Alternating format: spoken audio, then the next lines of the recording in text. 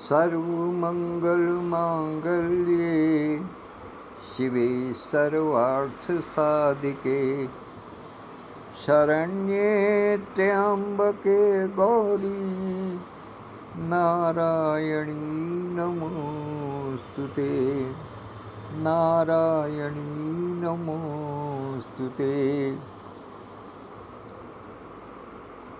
माता गौरी को प्रणाम करते हुए आज के अंक का प्रारंभ करता हूँ।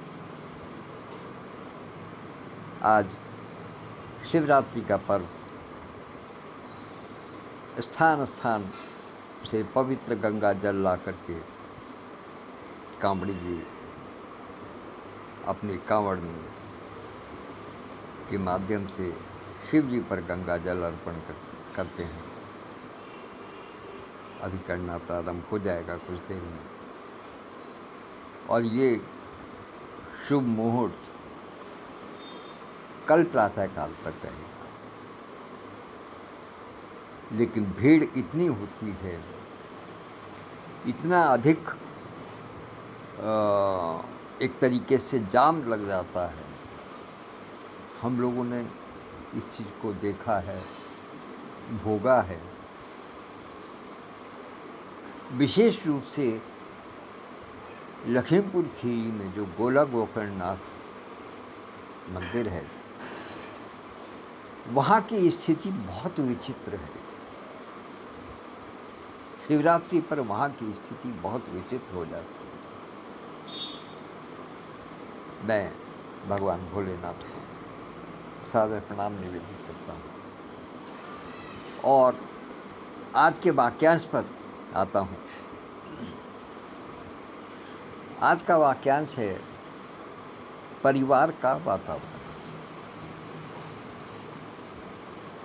इस वाक्यांश के कई आयाम, मतलब एक जो हमारे जिस परिवार में हम रह रहे हैं, जो हमारा लौकिक परिवार है, या कहिए कि जो परिजन हमें धर्म पथ पर मिले हैं,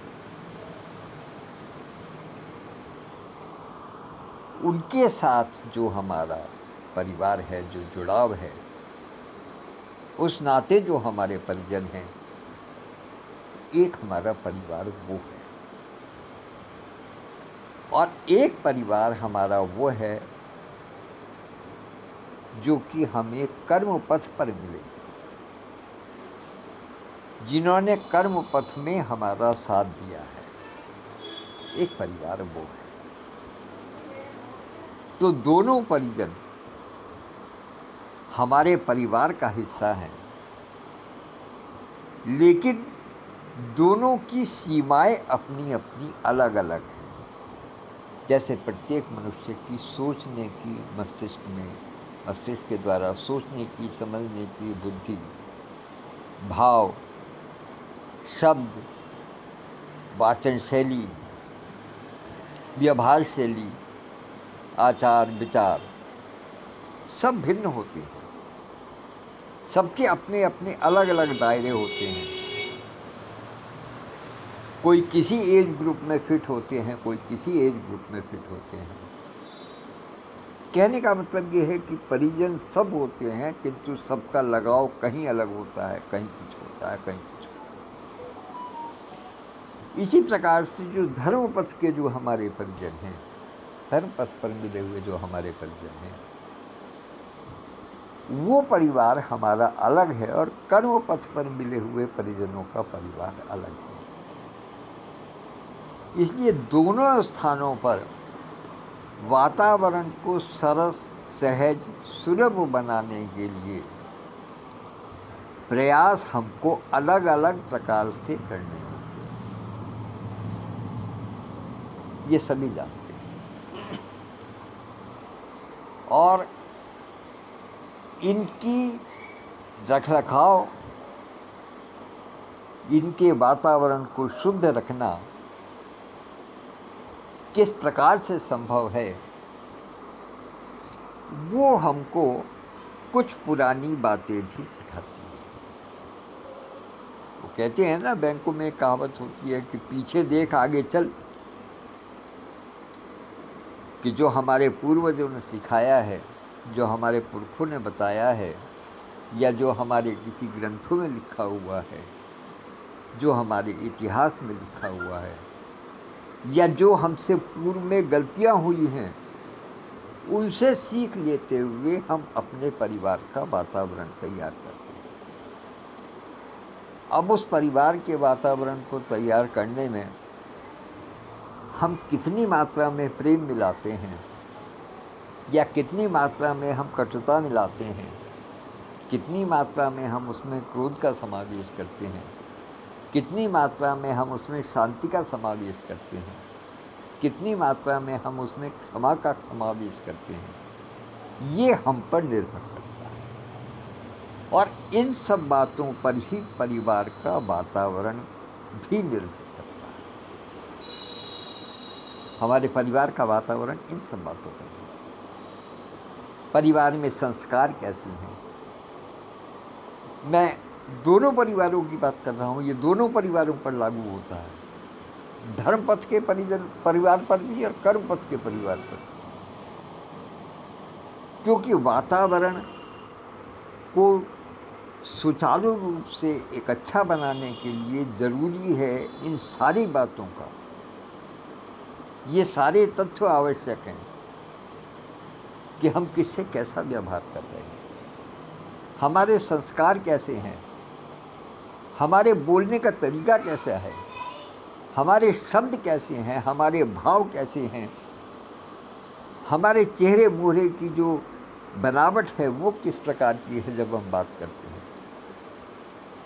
ये सब बातें परिवार के वातावरण को बनाने में बहुत ही सहजता प्रदान करती है। आदरणीय विद्युत प्रभा दीदी उपस्थित हो गई हैं, उनकी उपस्थिति को सादर नमन करता हूँ, और विशेष रूप से इसलिए नमन करता हूँ कि मुझे कई बार आपके परिवार में जाने का सौभाग्य प्राप्त हुआ, लेकिन जो पारिवारिक वातावरण मैंने, संस्कारित वातावरण, भावपूर्ण वातावरण, एक दूसरे का सम्मान करने वाला वातावरण, शांति का वातावरण, सद्भाव का वातावरण जो मैंने आपके परिवार में देखा, राष्ट्र प्रेम का वातावरण,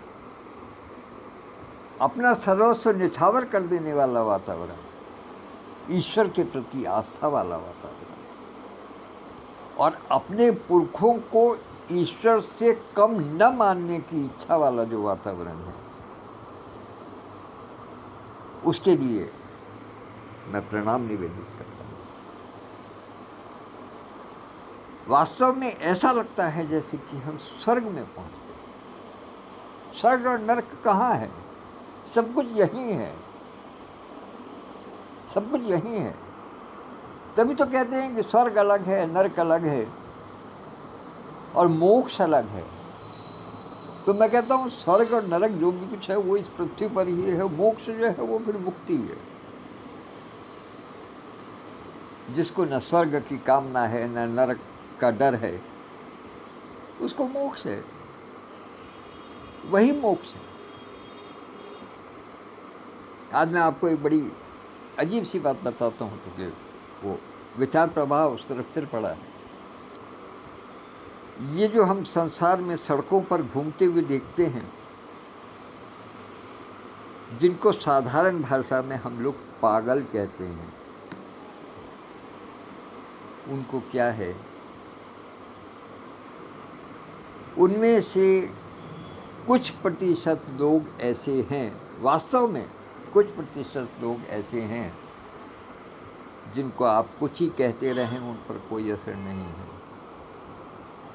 आप कुछ दे देंगे तो खा लेंगे, कुछ पैसा दे देंगे लेके रख लेंगे, मांगेंगे किसी से नहीं, अपनी मस्ती में डूबे रहते हैं,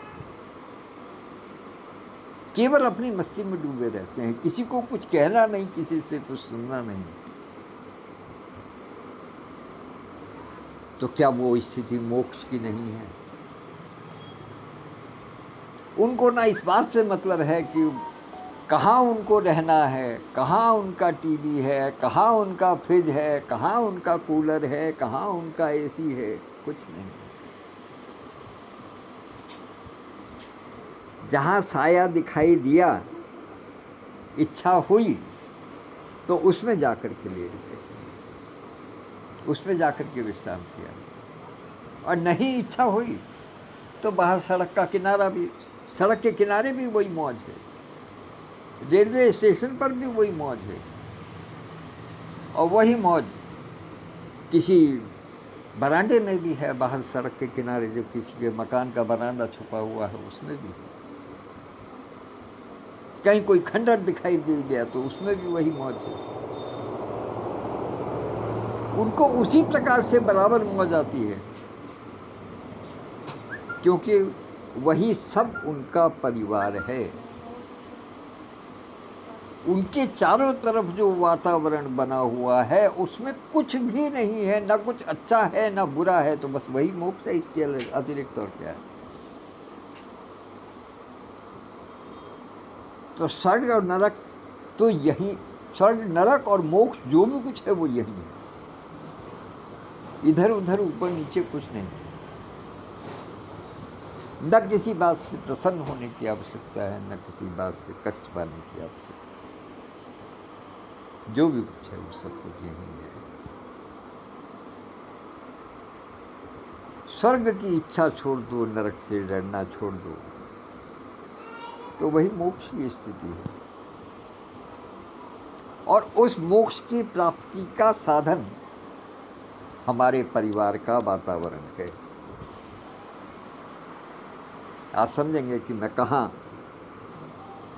लेकर के गया हूँ बात को, लेकिन वास्तविकता ये है कि जो हमारे परिवार का वातावरण है वही हमें इन सब बातों के लिए प्रेरणा देता है, वही प्रेरित करता है कि हमें किस प्रकार से एक दूसरे से व्यवहार करना चाहिए, कैसे संस्कार हैं हमारे परिवार के, कैसी परवरिश हम अपने बच्चों को दे रहे हैं या हमें अपने पूर्वजों से मिली हुई है, इसका पता हमारे परिवार के वातावरण से ही चलता है। आज थोड़ा और संक्षेप में ले जाते हुए एक विशेष बिंदु पर और लेकर के आता हूँ, जो स्मरण हुआ, जानते आप सब भी हैं, लेकिन चूंकि पारिवारिक वातावरण की बात हुई है तो यहाँ उसका उल्लेख करना आवश्यक है। आज शिवरात्रि का पर्व है और शिव जी के परिवार में कौन कौन हैं आप सब जानते, क्या क्या उनके पास है वो भी सब जानते हैं। अपने परिवार के वातावरण का एक संदर्भ लेकर के देखें। भगवान भोलेनाथ का वाहन वृषभ नंदी और माता शक्ति का वाहन सिंह। साधारण तौर पर देखा जाए तो प्रकृति के नियम के अनुसार सिंह का जो भोजन है, सिंह का जो आहार है वो वृषभ है। किंतु क्या उनमें कभी आपस में ऐसा हुआ?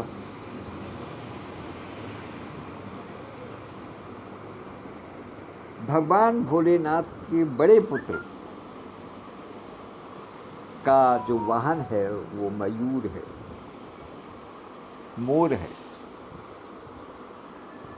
उसका भोजन क्या है? सर्प। और भगवान भोलेनाथ के गले में क्या? हर स्थान पर सर्प हैं। नागों के कुंडल हैं, नागों के कंकण हैं, नागों का कटिबंध है, नागों का गलहार है, गले में नाग हैं। और लेकिन कार्तिकेय जी के वाहन ने कभी उन पर आक्रमण किया? गणेश जी का वाहन चूहा है और उसको वो किसका भोजन है? सर्प का। क्या कभी भगवान भोलेनाथ के सर्प ने गणेश जी के वाहन पर आक्रमण किया? नहीं।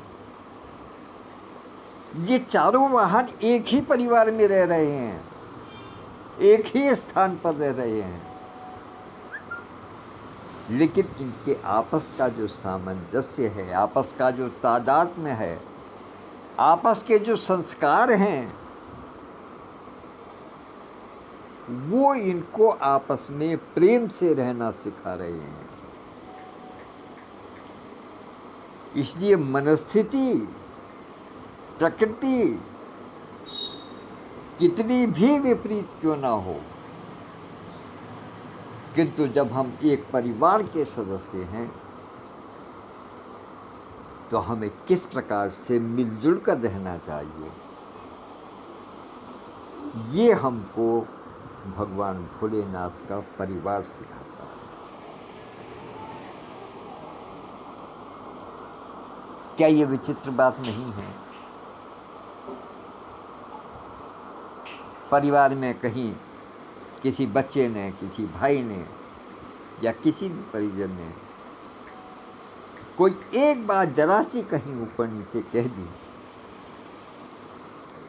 तो वितंडा खड़ा हो जाता है, वाद विवाद खड़ा हो जाता है, लोग बाग मारपीट पर उतर जाते हैं, और तो और ज़्यादा बिगड़ जाती है बात, तो कोर्ट कचहरी तक पहुंच जाता है। भगवान भोलेनाथ को शिव इसीलिए कहा गया है, दोनों मिलकर के शिव और शक्ति होते हैं। माँ गौरा पार्वती और महादेव दोनों मिलकर के शिव शक्ति होते हैं। शिव का अर्थ है कल्याणकारी, और शिव कल्याणकारी कब रह पाते हैं? ध्यान दीजिएगा, शिव कल्याणकारी कब रह पाते हैं? जबकि उनकी अर्धांगिनी, उनकी सहधर्मिणी शक्ति स्वरूपा,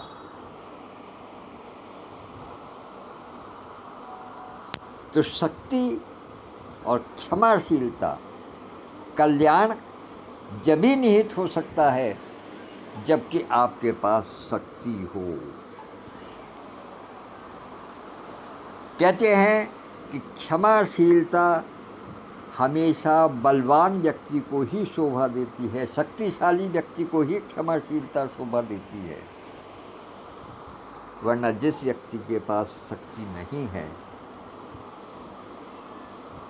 वो यदि किसी को मान लिया अगर अपने हृदय से क्षमा कर भी दे तो उसके लिए यही कहा जाएगा कि अरे ये तो कमज़ोर आदमी है, ये और कर भी क्या सकता था, इसको क्या भिड़ करके अपनी जान गंवानी थी, या ये उसका क्या बिगाड़ सकता था अगर उससे भिड़ भी जाता था। तो वहाँ उसकी क्षमाशीलता भी दूसरे अर्थों में ली जाती है, नपुंसकता के रूप में ली जाती है उसकी क्षमाशीलता। लेकिन कोई शक्तिशाली व्यक्ति जब किसी को कह देता है कि जाओ तुम्हें छोड़ दिया, तब ये कहा जाता है कि इसने क्षमा कर दिया, इसने जो कदम उठाया है वो कल्याणकारी उठाया है, वो नहीं चाहता कि किसी प्रकार का झगड़ा आगे।